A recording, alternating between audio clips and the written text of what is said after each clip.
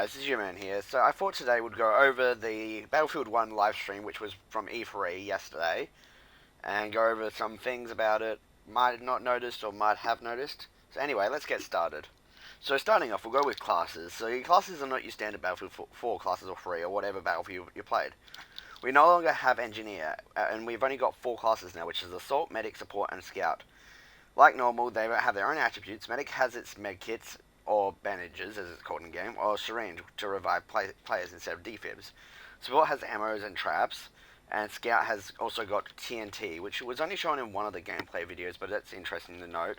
And Assault is anti-infiltrate and anti-tank. They have these frags which blow up vehicles, which are throwable, and they're only specific to the Assault class, which is interesting.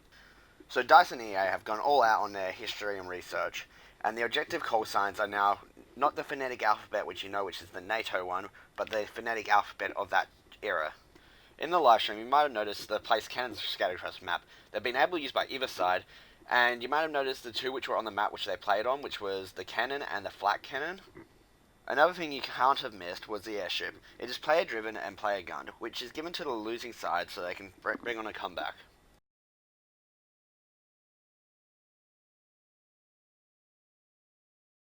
So onto vehicles, we get the armoured car, the tank, and the light tank, and as well as planes.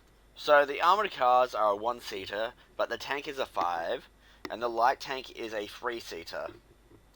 An interesting fact is to note that the tank driver does not get to gun like in other battlefields, he only gets to drive. But in the armoured car, the driver gets to tank like in normal battlefields, but he's weakened to a smaller, less armoured vehicle. We also get a close-up look at planes, and we've got the fighter, the bomber, and there's another one which was not shown on any live stream, so I'm not quite sure what it is, but what we know is the fighter has 1 seat and guns, which is like the scout surveillance version of it in real life.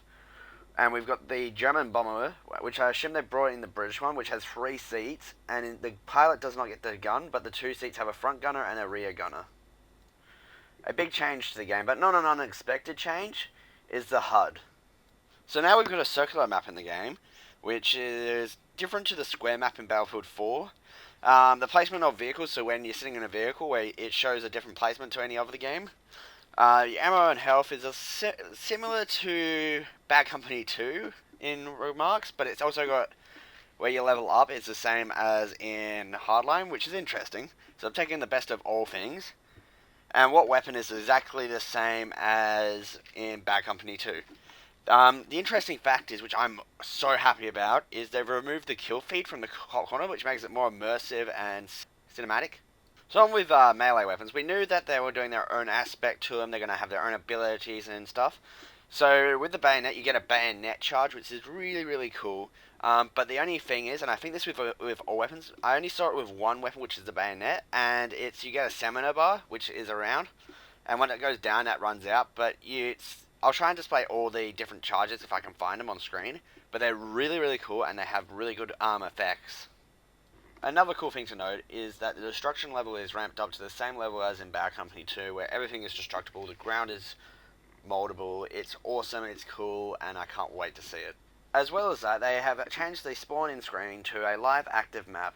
I like the look of it, it looks clean and user-friendly, but it also has a Bad Company 2 feel and look to it. Anyway, I'm the man. Thank you for watching, and subscribe for more Battlefield 1 news.